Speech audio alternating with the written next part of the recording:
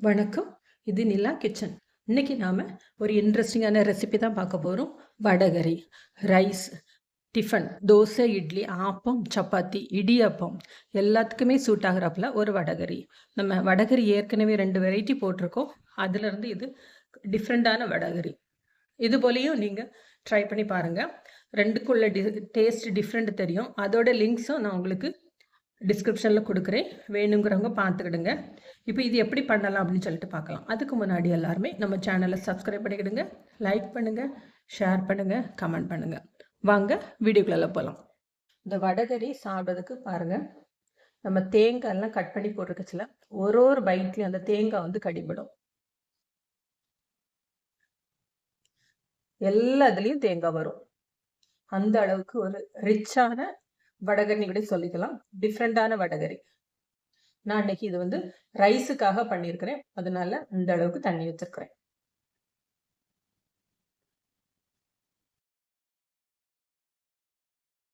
கடலைப்பருப்பு நல்லா இப்படி ஊற வச்சு வச்சுடுங்க.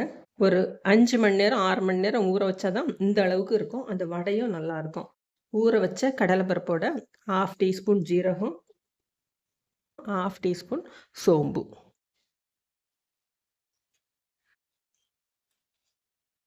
நறுக்குன இஞ்சி 1 இன்ச் அளவுக்கு போட்டுடுங்க. பெருங்காயம். வடகரி நாம ஏற்கனவே போட்டிருக்கோம். இது ஒரு வெரைட்டி. இதோட கொஞ்சமா கருவேப்பிலை,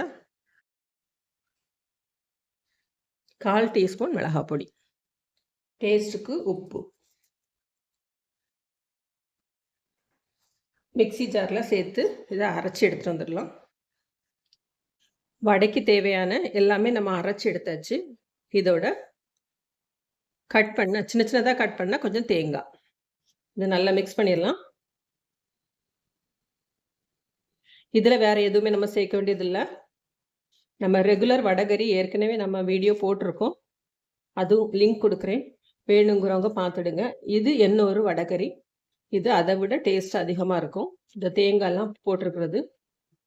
இப்போ இதை ஆவியில் வேக வச்சு எடுத்துடலாம்.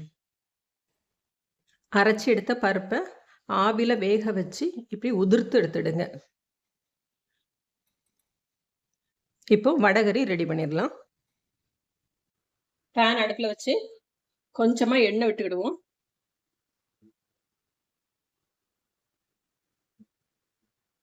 எண்ணெய் சூடானோன்னு கடுகு பொரியவும், சோம்பு, சீரகம், நறுக்குன இஞ்சி, பூண்டு, பச்சை மிளகாய், நறுக்குன ஒரு பெரிய வெங்காயம்,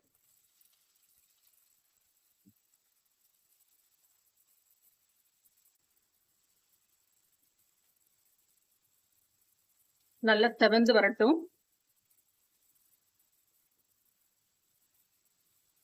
கொஞ்சமா உப்பு சேர்த்துடுவோம்.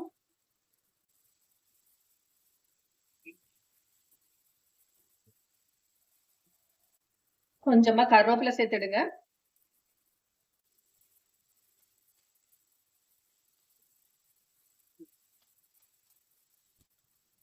இதுக்கு பட்டை கிராம்பு எதுவுமே கிடையாது. சோம்பு மட்டும்தான் வாசத்துக்கு போடுறோம். சோம்பு, சீரகம். வெங்காயம் ஓரளவுக்கு வதங்கிச்சு. என்ன கொஞ்சம் 2 நிமிஷம் இருக்கட்டும். நல்லா சுருள வந்துடும். இந்த வடகரி ரைஸுக்கும் நல்லா இருக்கும், டிஃபனுக்கும் நல்லா இருக்கும். நான் தேங்காய் சேருது. இதுல தேங்காய் வேண்டாம்னு நினைக்கிறவங்க ஸ்கிப் பண்ணிடுங்க. ஒரு தக்காளி,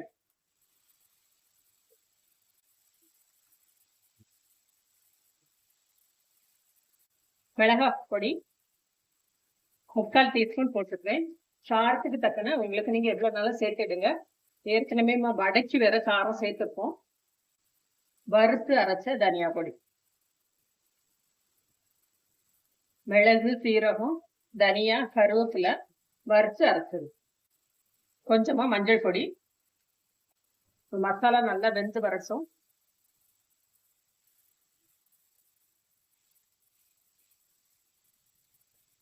கொஞ்சமா தண்ணி சேர்த்துடுங்க. மசாலா நல்லா வெந்து எண்ணெய் பிரிஞ்சாச்சு. இதே போல நல்ல குழைவா வரணும். அரைச்ச தேங்காய், தண்ணி சேர்த்துக்கலாம். குழம்புக்கு தேவையான அளவுக்கு தண்ணி சேர்த்துக்கிடுவோம்.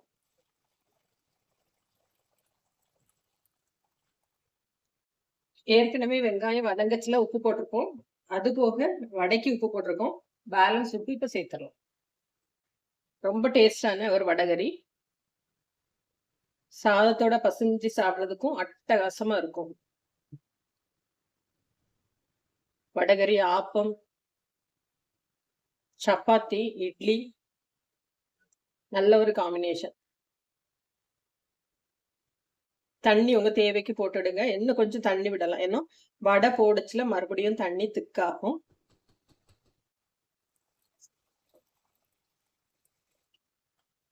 தண்ணி போதும். இப்போ உப்பு செக் பண்ணிக்கிடுங்க. குழம்பு நல்லா கொதி வந்து மசாலா வடை போயாச்சு. ரெடி பண்ணி வச்சிருக்கிற வடை உள்ள போட்டலாம்.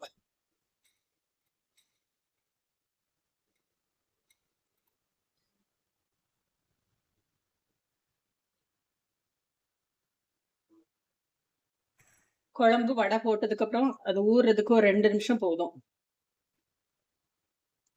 கொத்தமல்லி இலையெல்லாம் எல்லா டிஷ்ஷுக்கும் நீங்க போடாதுங்க. எல்லாம் அப்புறம் ஒரே டேஸ்டா தெரியும். கொத்தமல்லி போடாம ஒரு டிஷ் பண்ணி பாருங்க. கொத்தமல்லி போட்டு ஒரு டிஷ் பண்ணுங்க. அப்பதான் ரெண்டுக்கும் உள்ள டேஸ்ட் டிஃப்ரெண்ட் தெரியும். நான் இன்னைக்கு இதுக்கு கொத்தமல்லி எதுவுமே நான் சேர்க்க போறது இல்ல.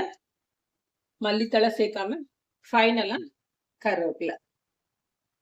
நம்மளோட வடகரி ரெடி ஆயிடுச்சு. இதே போல நீங்களும் செஞ்சு பாருங்க. செஞ்சு பார்த்துட்டு எப்படி இருக்கு அப்படின்னு சொல்லிட்டு ஃபீட்பேக் கொடுங்க. தேங்க்யூ.